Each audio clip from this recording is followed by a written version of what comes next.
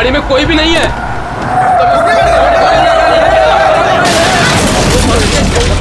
पेड़ से जाके ठोकी थी गाड़ी। आजा।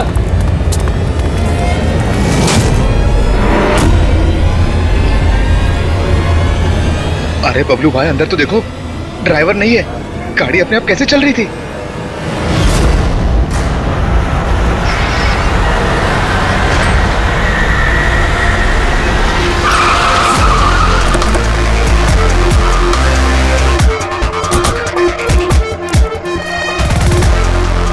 सलाम साहब।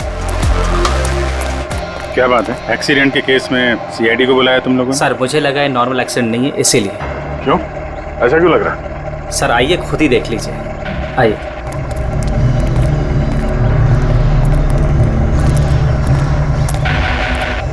सर दरवाजा खुल नहीं रहा था, बड़ी मुश्किल से हमने खोला इसे।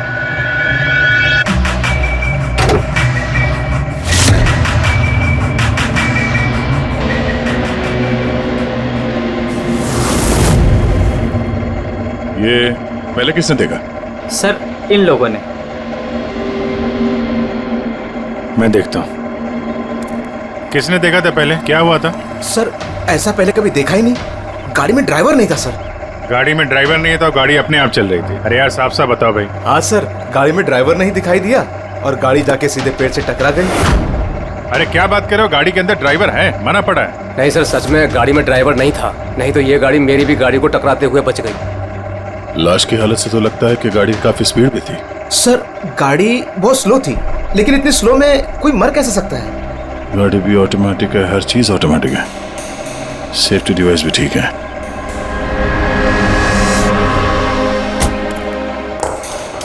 ये लोग तो बोल रहे हैं कि इन लोगों ने इसे ड्राइव करते हुए देखा ही नहीं। अच्छा, तो हो सकता है ये ड्राइवर पहले से घायल हो, जिसकी वजह से ये ड्राइविंग सीट से फिसल के स्टीयरिंग के नीचे जो जगह है वहां पे सरक गया और उसके बाद ही एक्सीडेंट हुआ हो। शायद इसीलिए नहीं दिखा होगा। कुछ पता चला कौन है? कुछ आईडी वगैरह? अरे हाँ, इसका नाम अमन है और उसका मोबाइल है बुरी तरह से टूट गया। और एक बात अभिजीत, ये गाड़ी ऑटोमेटिक है, ये देखो इंजन अभी भी ऑन है, ऑफ नहीं हो रहा है। हो सकता है जब ये एक्सीडेंट हुआ हो उसकी वजह से जो इम्पैक्ट हुआ उससे कार का कंप्यूटर क्रैश हुआ। यार ये लोग तो बोल रहे हैं कार बहुत स्लो थी जब टकराई। ऐसा इम्पैक्ट? कहीं कार के साथ कुछ छेड़छाड़ तो नहीं की गई?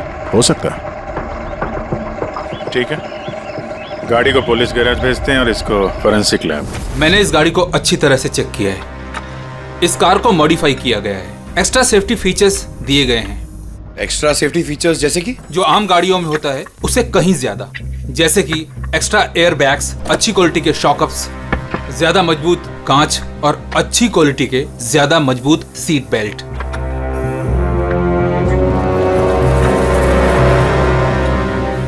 ये देखो, निकोटीन पैच।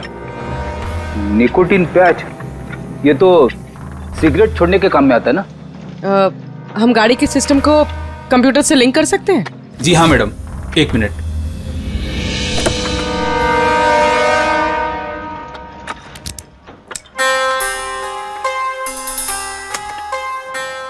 मैम, किसी ने सेटिंग चेंज किया है। कार के सॉफ्टवेयर को हैक किया गया है। खिड़की के कांच से लेकर ब्रेक तक सब कुछ कोई और कंट्रोल कर रहा था। अगर सब कुछ कोई और कंट्रोल कर रहा था, फिर हादसे के बाद इंजन उसने बंद क्यों नहीं किया? टक्कर की वजह से कार का वायरलेस सिस्टम डैमेज हो गया था, इसलिए कार बंद नहीं हुई। गाड़ी को हैक किया गया?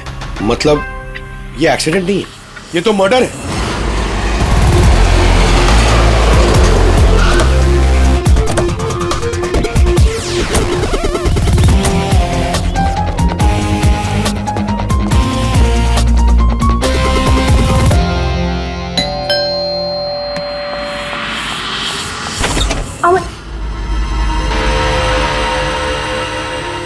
आप लोग?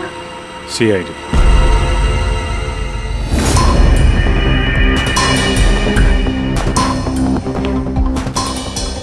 अरे इस आदमी पर कोई टैंकर चढ़ गया था क्या? सारी की सारी हड्डियां टूट गई हैं। कोई टैंकर वैंकर नहीं चढ़ा था इसके ऊपर साउंड के। एक छोटा सा एक्सीडेंट हुआ था यार। छोटा सा? हाँ, वो भी किसी ने करवाया था। आपके पति अमन का एक्सीडेंट हुआ है और वो नहीं रहे। आप आपको कैसे पता? अमन को कार नहीं चलानी चाहिए थी। वो कभी कार नहीं चलाता था सर, क्योंकि उसे पता था कि छोटा सा झटका भी उसकी जान ले सकता है। पर आप लोग, मेरा मतलब है कि सीआईडी यहाँ पे। जी, क्योंकि हमें लगता है कि उनका खून हुआ है। खून? पर ऐसे कैसे हो सकता है सर? एक्सीडेंट से पहले तो अमन मुझसे फोन पे बात कर रहा था, हम दोनों फोन पे बात कर रहे थे कि अचानक फोन कट हो गया। मैंने बहुत ट्राई किया लेकिन फोन नहीं मिला। मैं समझ गई थी कि कुछ तो ठीक नहीं है। अमन कभी भी खुद गाड़ी ले जाकर इतना बड़ा जोखिम नहीं उठा सकता था। खुद ड्राइव नहीं करता है तो ड्राइव कौन करता है? सर, हमारा एक ड्राइवर है। कहाँ वो ड्राइवर? कहाँ है अभी? उसकी तबीयत खराब थी, इसलिए वो छुट्टी पर है। कहीं उस ड्राइवर नहीं तो कुछ गड़बड़ नहीं गई गाड़ी में? नहीं सर, हमारा ड्राइवर बहुत ही भरोसेमंद इंसान है, वो ऐसा कभी नहीं कर सकता। पिछले 15 साल से वो हमारे लिए कार चला रहा है। सर, इसके शरीर पर 7 जगह हड्डियों के टुकड़े टुकड़े हो गए, 43 जगह हेयरलाइन फ्रैक्चर्स हैं और 21 जगह माइन्यूट फ्रैक्चर्स हैं। और हैरानी की बात तो ये है कि इसके पहले भी इसके शरीर पर बहुत सारे फ्रैक्चर्स हो चुके थे जो अब हील हो गए। बस इन हड्डियों के टूटने की वजह से इसके शरीर के नाजुक अंग जैसे हार्ट, फेफड़े, ये सब डैमेज हो गए और मौत भी शायद इसी वजह से हुई है। साळुंखे, ये जो निशान है स्क्वेरिश, ये कैसे निशान है? बस ये निकोटिन पैचेस के निशान है। इसके शरीर पे बहुत ज्यादा है। इसे सिगरेट पीने की लत थी और वो इसे छोड़ना चाह रहा था। Nicotine patches? अच्छा। और फिर यार अभी तारिका ने बताया कि इसके शरीर पर पुराने फ्रैक्चर्स के निशान भी हैं, बहुत सारे। ये पुराने फ्रैक्चर्स का क्या मतलब हो सकता है? अमन को ड्राइविंग तो आती थी ना? हाँ सर। तो फिर जोखिम किस बात का? अमन मेरे या आपकी तरह नहीं था सर। छोटे से छोटा झटका भी इसकी जान ले सकता था। ड्राइविंग की वजह से उसकी जान को खतरा था, इसीलिए हमने कार में भी काफी मॉडिफिकेशंस करवाई थी और ड्राइवर को भी कहा था कि कार आराम से चलाए। छोटा झटका भी इसकी जान ले सकता था? क्या मतलब? क्या कुछ था उसको? कोई प्रॉब्लम थी? सर, अमन का शरीर कमजोर था, नाजुक था। यार तू क्या कर रहा है साळुंखे? अरे तू ये ऑस्टियोजेनेसिस इम्परफेक्ट है। ऑस्टियोजेनेसिस इम्परफेक्ट मतलब ब्रिटल बोन डिजीज? एग्जैक्टली, भंगुर अस्थि रोग। मतलब इसकी हड्डियां भंगुर हैं। और इसीलिए बॉस, इसकी हड्डियों को अगर जरा सा भी झटका लगे तो चकनाचूर हो सकती हैं। 25 से ज्यादा बार उसके फ्रैक्चर्स हो चुके थे। हमेशा खतरा रहता था उस पे। मुझसे जितना हो सके मैं उसकी सुरक्षा का ख्याल रखती थी ताकि उसे कोई झटका न लगे। घर में, कार में हमेशा उसकी सुरक्षा का ध्यान रखती थी। यहाँ तक कि जब अमन को पता चला कि सिगरेट पीने से हड्डियां कमजोर होती है तो अमन ने पूरी कोशिश की सिगरेट छोड़ने की। तभी इतने मामूली एक्सीडेंट से भी ये हाल हो गया था शरीर का। लेकिन वो अचानक गाड़ी लेके कहाँ गया था? सर, मुझे नहीं पता, लेकिन जब वो अकेला गाड़ी लेकर चला गया तो मुझे उसकी बहुत चिंता हुई और मैंने अमन को फोन किया। हेलो अमन। या बेबी बोलो। अच्छा, तो तुम खुद ड्राइव कर रहे हो। तुम्हें पता है ना तुम्हारा ड्राइव करना कितना ज्यादा खतरनाक है, लेकिन तुम मेरी बात सुनते तक नहीं। वैसे ऐसा कौन सा जरूरी काम था जिसके लिए तुम खुद गाड़ी लेकर निकल गए? ड्राइवर तक का वेट नहीं किया गया तुमसे?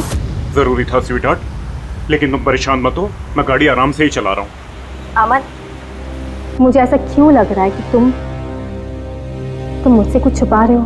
देखो सुप्रीति, मैं मानता हूँ कि मैं सारी बातें तुमसे शेयर नहीं कर पा रहा, लेकिन इसका मतलब ये नहीं कि तुम उलझुल बातें सोचने लग जाओ। है कुछ प्रॉब्लम्स, मैं उन्हें सॉल्व कर लूँ, फिर तुम्हें सब कुछ बता दूंगा। प्रॉब्लम्स? तुम अभी क्यों नहीं बता सकते मुझे? क्योंकि ये सब खतरनाक है, वो लोग बहुत खतरनाक हैं। मैं तुम्हें नहीं बता सकता। खतरनाक लोग? Oh no. Aman, Aman, hello. कौन सा प्रॉब्लम? और ये किन खतरनाक लोगों की बात कर रहे थे वो? कुछ पता है आपको? सर मैं कुछ नहीं जानती। अमन की किसी से कोई दुश्मनी, कोई बिजनेस राइवलरी वगैरह? इस बारे में मुझे कुछ भी पता नहीं, लेकिन हाँ, मयंक और नेहा आपकी शायद कुछ मदद कर सकते हैं। मयंक और नेहा? ये कौन है ये लोग? मयंक पेशे से एक वकील है और अमन का दोस्त भी, और नेहा अमन की सेक्रेटरी थी। अच्छा, ये मयंक का ऑफिस कहाँ है? अमन सर का खून? आप? मैं नेहा, अमन सर की सेक्रेटरी। लेकिन अमन की मौत तो एक्सीडेंट में हुई है ना?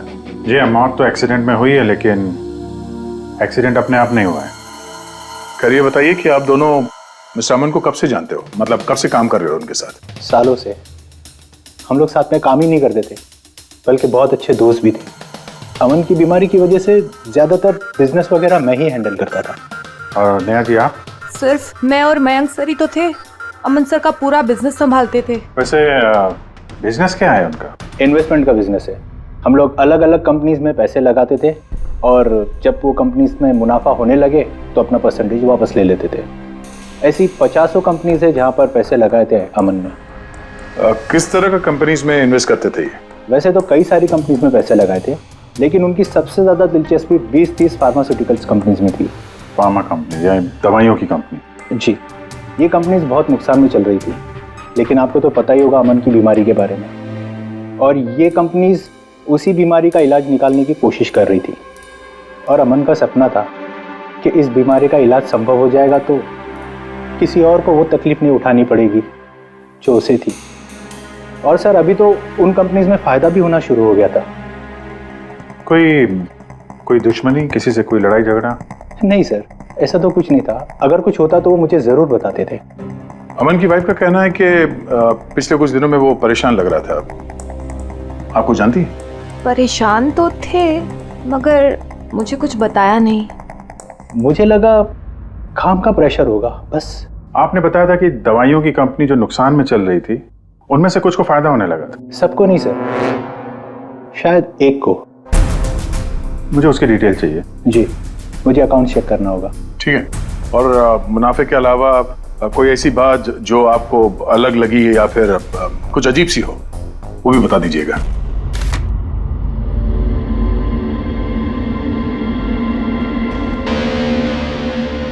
ये जादव है सर, अमन का ड्राइवर। काफी परेशान लग रहा है वो। देखते हैं।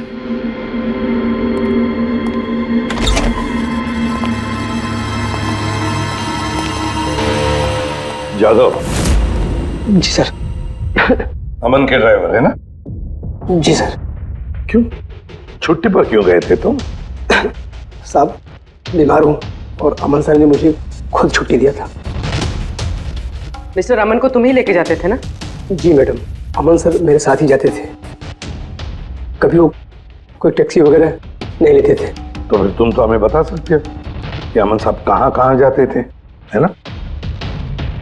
जी जी। ये देखो जादव, ये जगह पर उनकी मौत हुई थी। अब ये जो रास्ता है, ये कहाँ पर जाता है या फिर वो इस रास्ते पर कहाँ जा रहे थे, ये तुम्हें पता है? मुझे नहीं पता है। देखो, हमें पता है कि तुम इसके बारे में जानते हो।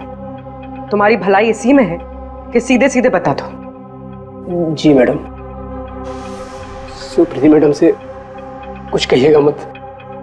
वो सड़क के कुछ दूर पे एक मोटेल है, वहां हमेशा वो बार बार जाते थे। मोटेल में बार बार जाते थे? क्यों, इससे मिलने जाते थे? जी साहब, एक मैडम थी।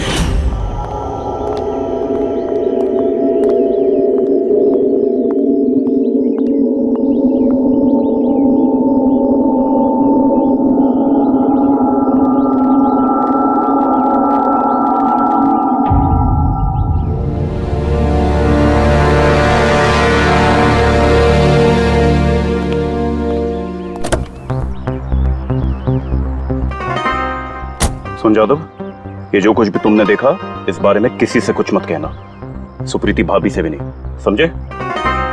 ओके? जी सर। मैडम थी, मतलब अमन का उस औरत के साथ चक्कर चल रहा था। जी छोटी मुंह बड़ी बात, साहब छुप छुप के उस मैडम से अगर मिलते थे तो इसका मतलब तो यही निकलता है। अमन उस औरत से मिलने जा रहा था जब यह हादसा हुआ। तो हो सकता है वो औरत अब भी वहीं पर हो, उसी मोटल में। चलकर मिलना पड़ेगा इस औरत से।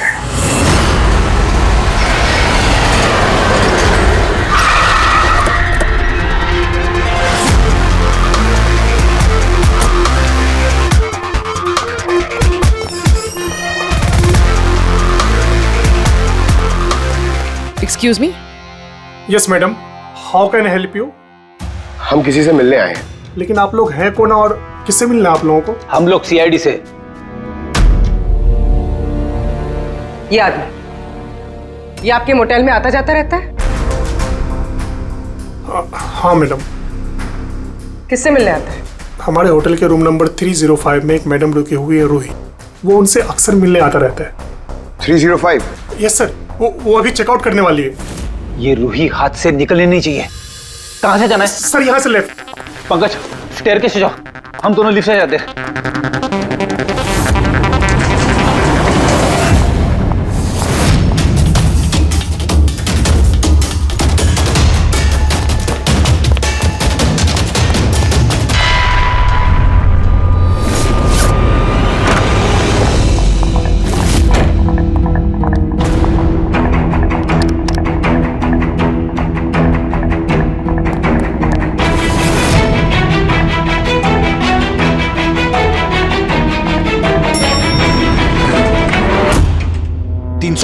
सर उधर।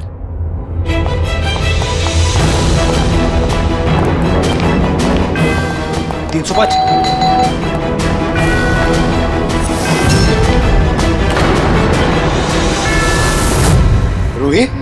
नो। ए, रुको! पूर्वी! रूही, मुझे मत मारो, मुझे मत मारो प्लीज। रुको! रूही! रूही! ए रूही! रूही! रूही! रुको! रूही!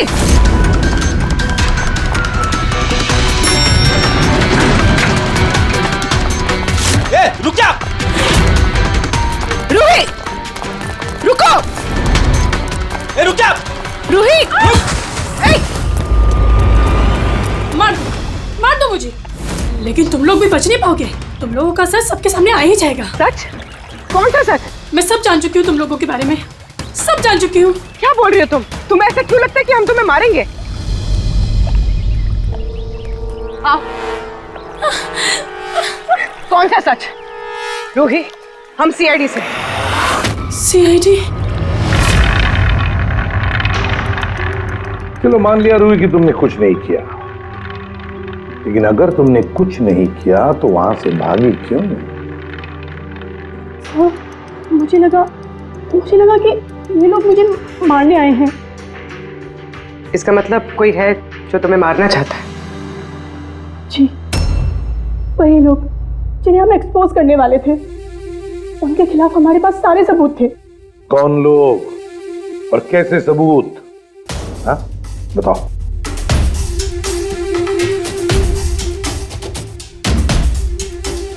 इसे तुम जानती हो ना, यमन है ना, इसी के साथ तुम मिलकर काम करती थी, इसी के साथ मिलकर तुम उन लोगों को एक्सपोज करने वाली थी जिसकी वजह से अमन की जान चली गई। देखो री, अब शायद तुम्हारा नंबर है, वो लोग तुम्हें मारेंगे। सर मैं मरना नहीं चाहती, मैं मरना नहीं चाहती सर। तो फिर बताओ जल्दी, कौन लोग हैं वो? उनका राज छुपाने से वो तुम्हें छोड़ेंगे नहीं। सर,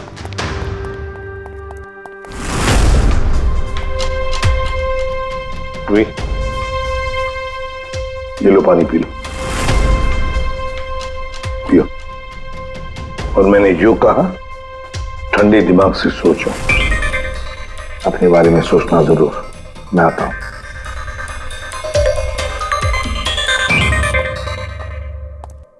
घबराई हुई है, डरी हुई है। लेकिन अब डरने की क्या जरूरत है सर? अब तो सीआईडी के पास है वो। लेकिन सर वो हम पे भरोसा नहीं कर पा रही, थोड़ा वक्त लगेगा। से जो अमन का वकील है मयांक, उससे क्या पता चला? सर अमन ने बहुत सारी दवाई की कंपनियों में पैसा लगाया था, लेकिन वो सब की सब घाटे में चल रही थी। एक कंपनी है जिसने अभी अभी फाइनली फायदा करना शुरू किया था, CRM फार्मास्यूटिकल। और सर ताजुब की बात यह है कि अमन ने पिछले हफ्ते ही इस कंपनी के साथ जितने भी डीलिंग्स है वो सब तोड़ दिए, और मयंक भी इस बात से काफी हैरान था। वही तो समझ में नहीं आ रहा है कि इस अमन ने जब ये कंपनी लॉस में जा रही थी तब उसके साथ तो डील नहीं तोड़ा, और जब ये कंपनी प्रॉफिट कर रही है तब डील तोड़ने जा रहा है। और सर वो मयंक से कभी कोई बात छुपाता नहीं था, उसने ये बात मयंक को बताई भी नहीं। हाँ सर, मयंक ने उसका भरोसा तोड़ दिया होगा सर। आओ जरा। रोहित, CRM फार्मास्यूटिकल्स के साथ जो अमन की डील थी वो तुम्हारी वजह से कैंसिल हो गई है ना? वरना उसके पास ऐसी कोई वजह तो थी नहीं। अब सच सच बता दो, ये डील तुमने क्यों तोड़वाई? क्योंकि उसने मेरे भाई का खून किया। भाई का खून? सर, मैं जिस शहर से आई हूँ उस शहर में बहुत पोल्यूशन है। मेरे भाई को पोल्यूशन से बहुत एलर्जी थी, उसे सांस लेने में बहुत तकलीफ होती थी। वो तो सिर्फ दवाइयों पर ही जिंदा था। एक मिनट, और वो दवाइयाँ थी CRM फार्मास्यूटिकल कंपनी की, हैं? जी सर, और सबकी सब नकली थी। मेरे भाई के ऊपर कोई असर ही नहीं कर रही थी, और ये बात हमें बहुत लेट पता चली, और मेरे भाई की जान चली गई। तुम्हें कैसे पता चला कि वो दवाई नकली थी? सर, मैं खुद एक प्राइवेट कंपनी में केमिस्ट हूँ। जब ये दवाइयाँ मेरे भाई पर असर ही नहीं कर रही थी तो मुझे शक हुआ कि क्या बात हो सकती है, तो मैंने उन दवाइयों को खुद से टेस्ट किया और मेरा शक बिल्कुल सही निकला। सारी दवाइयाँ नकली थी। नकली थी मतलब? सर, हर एक दवाई एक खास केमिकल से बनती है, और जिस दवाई की मेरे भाई को जरूरत थी वो केमिकल तो उस दवाई में था ही नहीं, जिसकी वजह से वो दवा उस पर असर भी नहीं कर रही थी। और अमन इस कंपनी में एक इन्वेस्टर था। जी सर, इसलिए मैं उससे मिलने भी गई थी, लेकिन वहां जाके पता चला कि इसमें तो उसका हाथ है ही नहीं, और उसने मुझसे प्रॉमिस किया कि वो मेरी इसमें मदद करेगा। अरे सर, आप यहाँ कैसे? कोई काम था क्या? हाँ, ये मेरी असिस्टेंट रूही है। हेलो। इसे देखना था कि दवाइयाँ कैसे बनती हैं। देख सकते हैं? कैसी बात कर रहे हैं सर? आपको कैसे मना कर सकते हैं? आइए मैं दिखा देता हूँ आपको। एक काम कीजिए, आप मेरे साथ बॉस के यहाँ चलिए, रूही अपने आप देख लेगी। रूही तुम जाओ। मैं आइए। एक मिनट सर, ज्यादा आगे मत जाना, आप यहीं तक देखना। आइए सर, मैं लेकर चलता हूँ। आप आइए। आइए सर।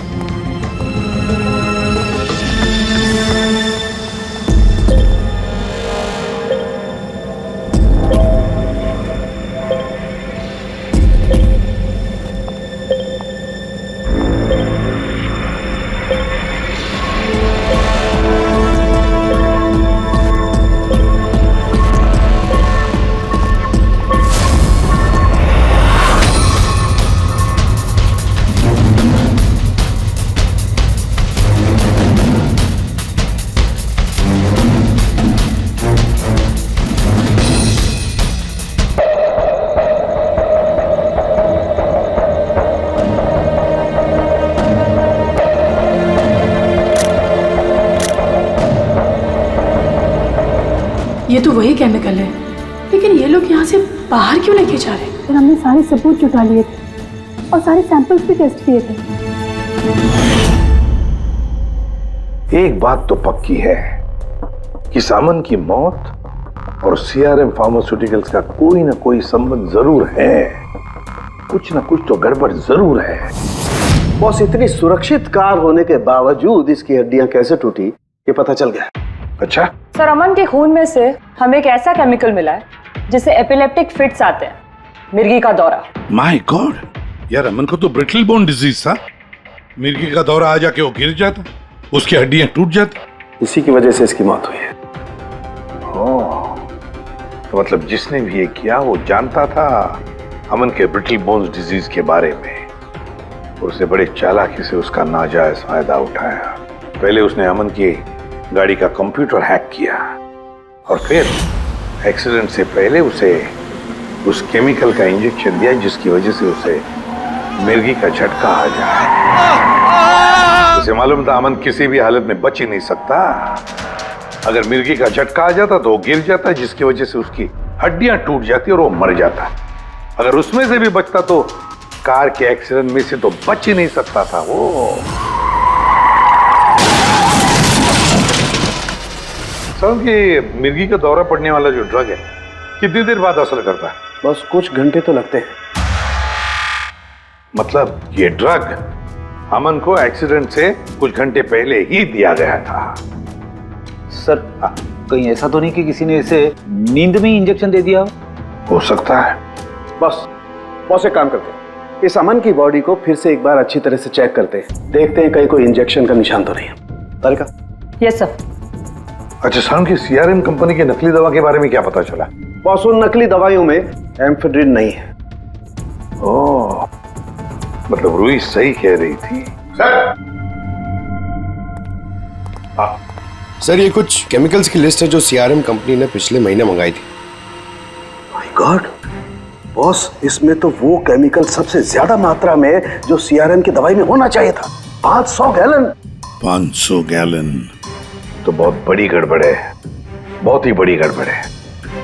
पंकज, अभिजीत और दया से कहो कि वो सीआरएम कंपनी में जाए और वहां से मुझे फोन करें। और फ्रेडी, तुम और पूर्वी अमन के घर जाओ और पता लगाओ एक्सीडेंट के दिन अमन से कौन कौन मिलने आया था। इंजेक्शन? सर, अमन तो इंजेक्शन से बहुत डरता था। ऐसा हो ही नहीं सकता कि वो खुद को इंजेक्शन लगा ले। अपने आप नहीं लगवाया होगा तो किसी डॉक्टर से लगवाया होगा। नहीं सर, अमन तो इंजेक्शन के नाम से कोसों दूर भागता था और उसकी हेल्थ बिल्कुल ठीक थी। अगर कोई भी प्रॉब्लम होती तो वो कम से कम मुझे बताता। किसी और से नहीं लगवाया, खुद नहीं लगाया, तो फिर वो केमिकल उसके खून में पहुंचा कैसे? अच्छा बता सकती है, घर से निकलने से पहले अमन किस किस से मिला? मयंक और नेहा आई थी उससे मिलने। और हाँ मैम, एक आदमी आया था अचानक से, जसवंत। अब जसवंत? ये जसवंत कौन है? जी, जसवंत सीआरएम कंपनी का सीईओ है और अमन ने उसकी कंपनी में पैसे इन्वेस्ट किए थे।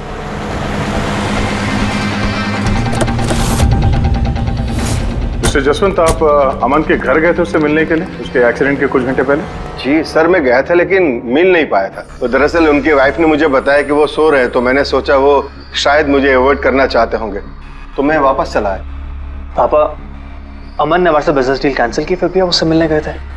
जी बेटा, क्योंकि मैं उनको वापस लाना चाहता था। सर वो हमारी नई यूनिट के लिए बहुत जरूरी था। तो जसवंत जी, जब आप अमन से मिलने उसके घर गए तो वाइफ सुप्रीति के अलावा वहां कोई और भी था? मैं जब गया तब तो वहां कोई नहीं था, लेकिन हाँ जब मैं वहां से निकला तो उनके लॉयर मिस्टर मयंक और सेक्रेटरी नेहा, वो दोनों जरूर उनके घर आए थे। अच्छा, ठीक है, थैंक यू वेरी मच।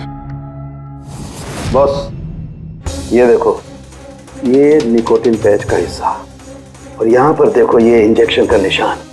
खूनी ने यहीं से वो मिर्गी के दौरे वाला इंजेक्शन इसे दिया है। इसका ये हिस्सा सुन्न करके, हाँ, और वो इस पैच के जरिए। इसे इमला पैच कहते हैं। इमला पैच? ये बच्चों को इंजेक्शन लगाने से पहले लगाते हैं ताकि वो पर्टिकुलर एरिया सुन्न पड़ जाए और उन्हें दर्द ना हो। अब बस ये इमला पैच और ये निकोटिन वाला पैच, ये देखो बस, ये दोनों पैच एक जैसे दिखते हैं, बिल्कुल एक जैसे। हाँ, खूनी ने इस निकोटिन वाले पैच की जगह ये एमला पैच इसके हाथ पर लगाया, इसके हाथ का ये हिस्सा सुन्न कर दिया और बाद में मिर्गी के दौरे वाला इंजेक्शन यहाँ से लगा दिया, शायद तब जब वो सो रहा था। हाँ सर, ये कर कौन सकता? जसवंत तो एक हफ्ते से अमन को मिला भी नहीं। तो फिर सर वो मयंक या फिर नेहा, वो तो नहीं। पंकज, ये खेल कौन खेल रहा है तो हम पता लगा ही लेंगे। अब हम भी एक खेल खेलेंगे, एक ऐसा खेल जिसमें जीत सिर्फ हमारी ही होगी, हमारी जीत।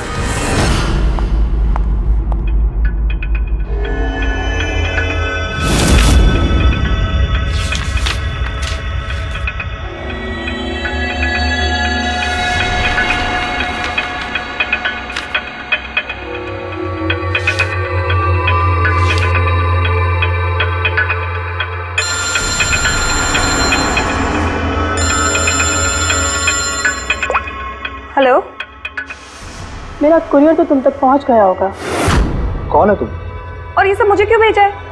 तुम लोगों ने अमन को तो मार डाला, लेकिन तुम लोग मुझ तक नहीं पहुंच सकते। अगर तुम लोग चाहते हो कि मैं अपना मुंह बंद रखूं, तो मुझे 5 करोड़ रुपए देने होंगे। ये क्या बकवास कर रही हो? मुझे इन सब के बारे में कुछ नहीं पता। वो तो जब ये सबूत पुलिस तक पहुंच जाएंगे तो तुम्हें खुद ब खुद पता चल जाएगा कि मैं क्या कह रही हूँ और क्या बोल रही हूँ। देखो देखो देखो, मैं कुछ इंतजाम करता हूँ, मुझे थोड़ा सा टाइम दे दो। ठीक है, तुम्हें 2 दिन का वक्त मिलता है, मैं फिर कॉल करूँगी।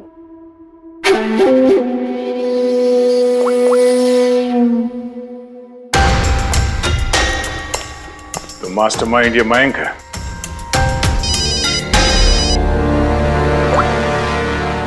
Hello Abhijit sir. सर मैं मयंक बोल रहा हूँ। सर मुझे एक कोरियर आया और एक लड़की का फोन भी आया और उसने मुझसे 5 करोड़ रुपए मांगे, तो मैंने सोचा ये बात आपको बता दूं। नहीं नहीं, बहुत अच्छा किया तुमने, मैं देखता हूँ। Thanks. Thank you so much. Mayank का फोन था। उसने उस कुरियर रूही के बारे में बताया सर। और उसने ये भी कहा कि उसने जानबूझ के समय मांगा ताकि हम इस तक पहुंच सके। तो ये मयंक नहीं बल्कि कोई और ही है।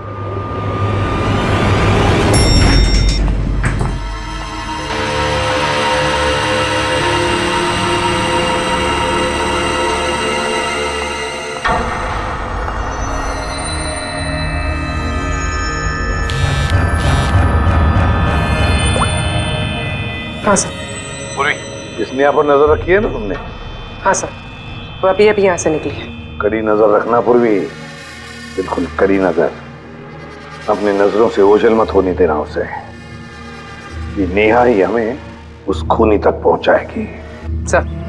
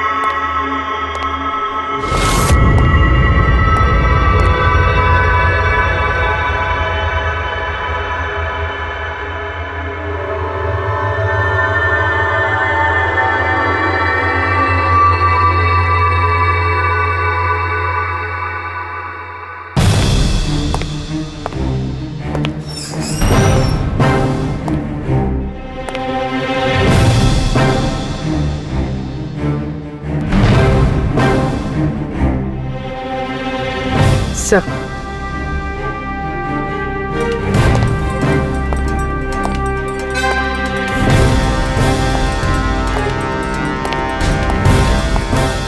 क्या हुआ?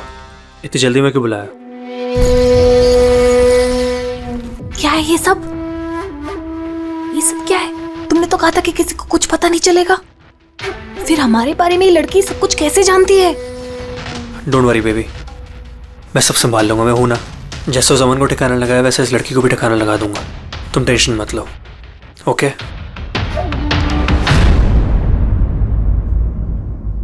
पहले हमसे तो निपट लो। You are under arrest, Mr. Ashwin.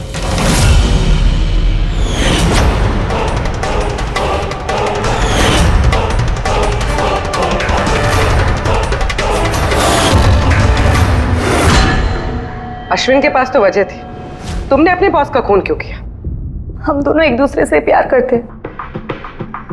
जब मुझे पता चला कि अमन सर सीआरएम फार्मास्यूटिकल की जांच कर रहे हैं तो ये बात मैंने अश्विन को बता दी ताकि वो लोग अपनी गलतफहमियां दूर कर सके।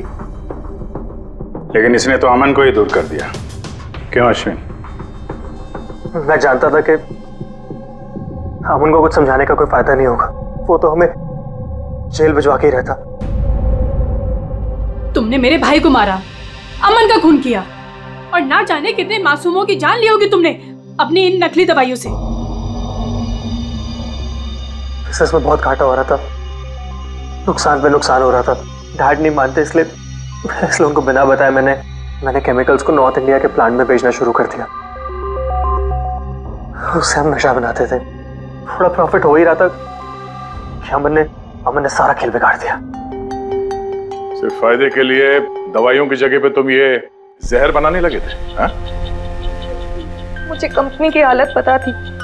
मैंने अमन सर को अश्विन से मिलाया था ताकि वो कंपनी में इन्वेस्ट करके उसे डूबने से बचा सके। और अमन खुद को तुम लोगों से बचा नहीं पाया। ये सब कुछ मैंने अपने प्यार के लिए किया। मेरे अलावा कोई ये कर नहीं सकता था क्योंकि वो अपने निकोटीन पैच मुझे से मंगाते थे।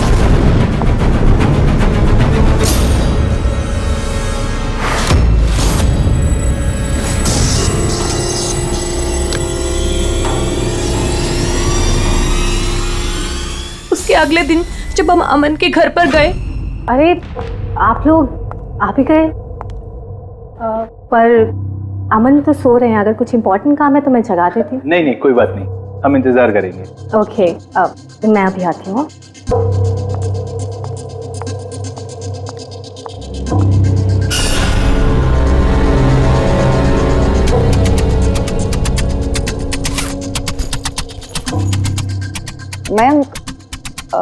मैं जरा वॉशरूम होकर आऊं?